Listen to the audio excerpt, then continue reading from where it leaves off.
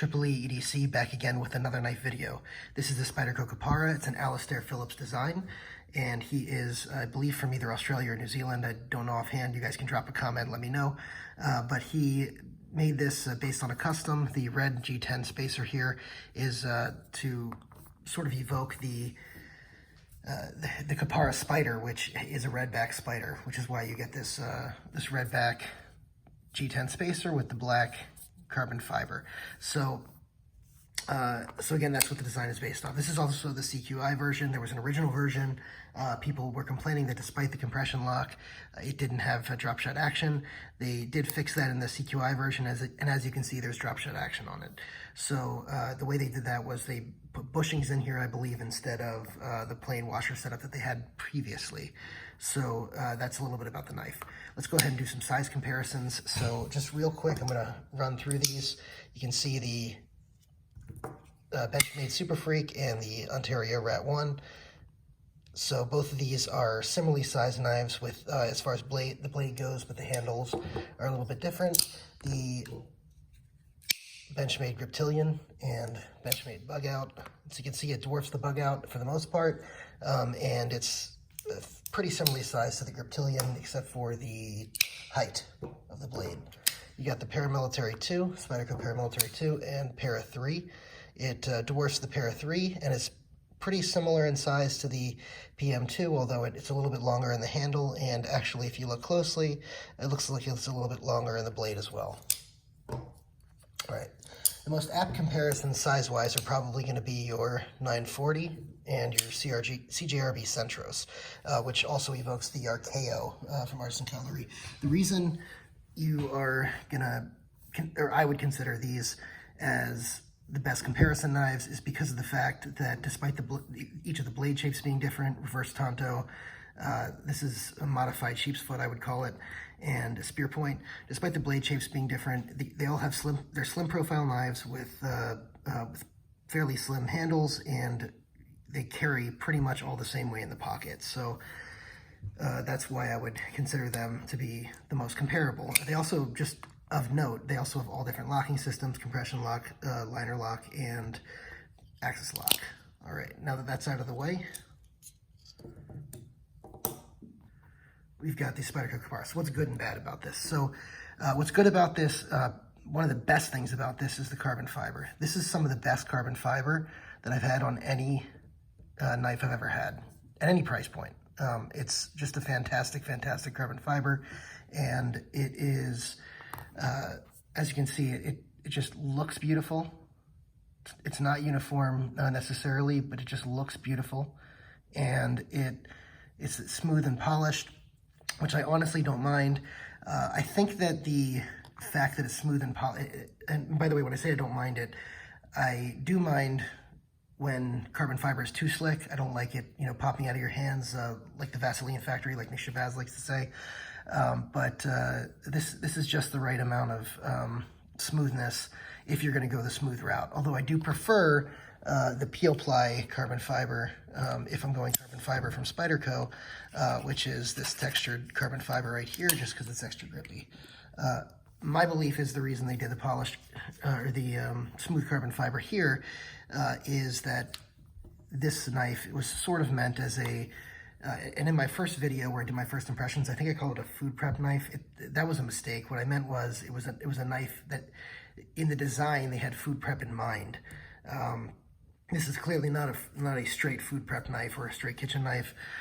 It's just something that they had food prep in mind for. The designer, Alistair Phillips, had food prep in mind while he was designing this. And so because of that, having smooth carbon fiber here and no jimping makes sense so that you don't get food caught up in the crevices.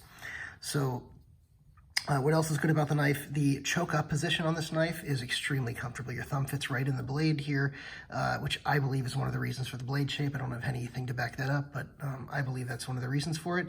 And in this choke up position, it's one of the most comfortable choke up positions on a knife that I've ever felt, which is excellent.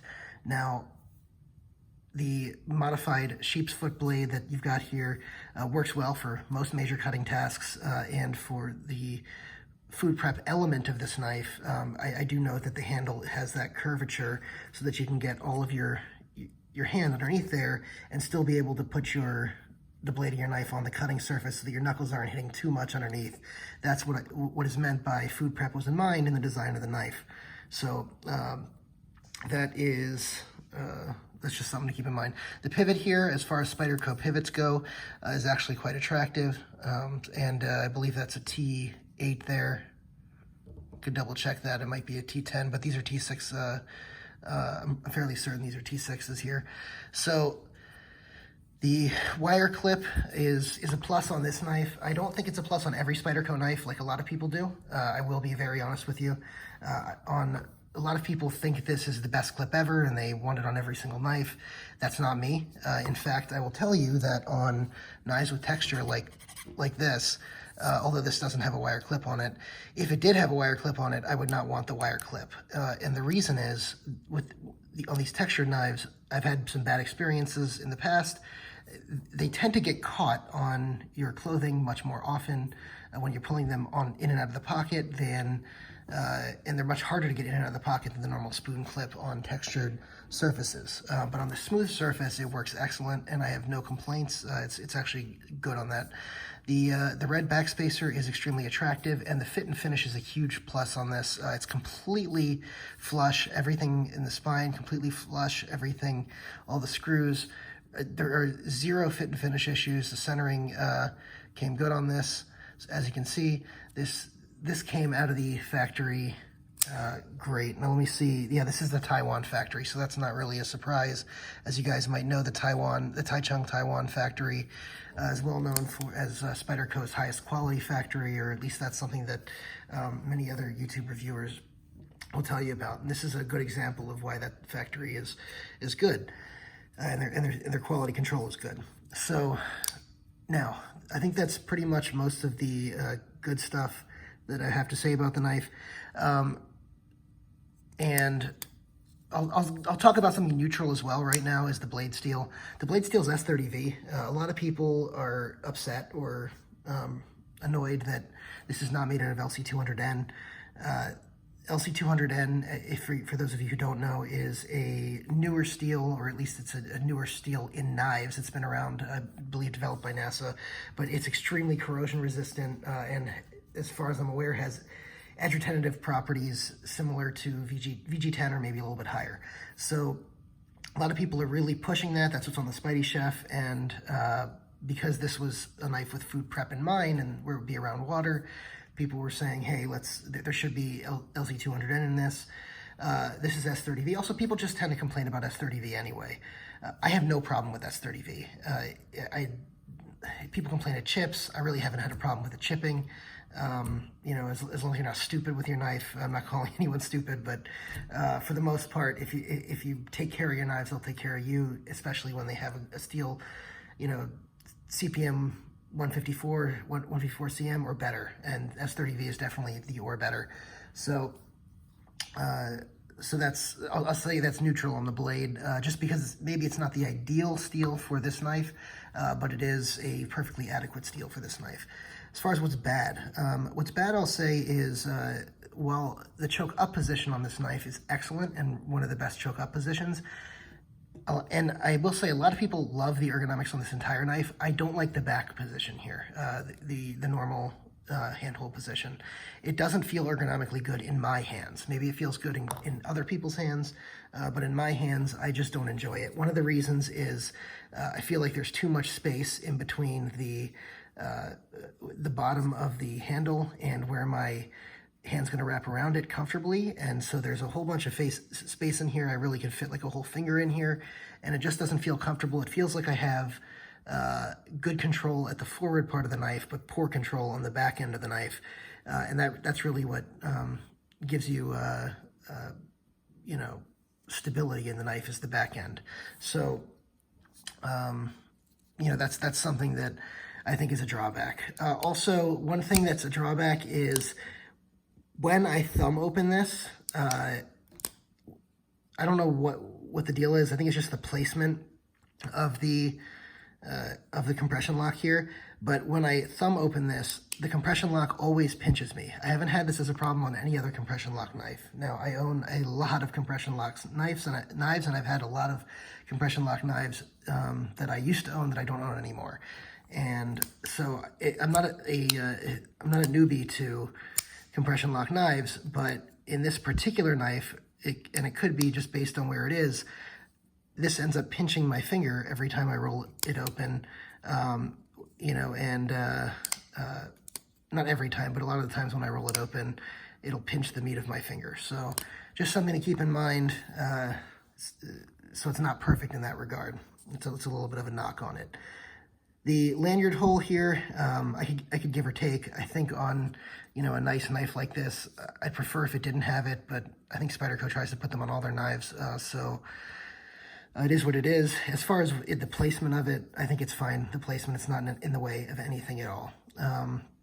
But for those of you who do use lanyard holes, even though it's not in the way of anything, it's sort of a weird spot to have a lanyard coming off of a knife. So for those of you who do use lanyards, that might be a knock on it. What else do I want to say about this knife? I think that's pretty much all I have to say, good and bad. The knife itself is an excellent knife. If somebody asked me would I recommend this, I would say yes. I think that there are other knives that are out on the market now that for this price range, I might prefer. I've seen prices on this fluctuate between, I think, 166 and maybe as high as 180. At 166, I think I'd recommend it pretty steadily. Although if you're just looking for a great EDC knife, I'd probably say pick up a Griptilian, or maybe the Hogue Ritter RSK, which, by the way, I haven't held, but I just understand to be a very good knife. And based on my experiences with Griptilians, both of which I've had the G10 and the regular ones, you know, I'd probably also recommend at that price point that you look at maybe a used Shaman, not necessarily a sprint run version, but a used Shaman would be excellent. And this is just a quick size comparison with the Shaman in case you were curious. So the handles, surprisingly, the handles and the blade lengths are very similar in the Shaman to the Kapara, although the heights are vastly different. But I just wanted to show you that size comparison real quick and let you know that if I was picking, mainly because the handle fills out the handle a lot better than this, I would pick this, a secondhand Shaman over a new Kapara. That's just me. So, all right. Now, in the 180 price range, you know, you're pushing Benchmade Super Freak territory, and, you know, a couple of other knives like the Shaman that you know, a new Shaman isn't much more than, you know, 180. So those are just some things to keep in mind, and why there are some other knives I would probably recommend over this once you start to push that 180 price point. Thanks again for watching, guys. I'm going to call that a wrap on this. I've got to get this knife out to the person who won it in the subscriber giveaway, the 500 subscriber giveaway for Slicey Dicey Appreciation. Again, I really appreciate all of you guys. Go ahead and, if you haven't already, subscribe to the channel and hit the notification bell so you get all my videos. I do a lot of giveaways, and also go ahead and like the video, leave a comment, let me know what you think of the Kapara if you have any of the same issues that I have with it. Thanks, guys. Have a great night.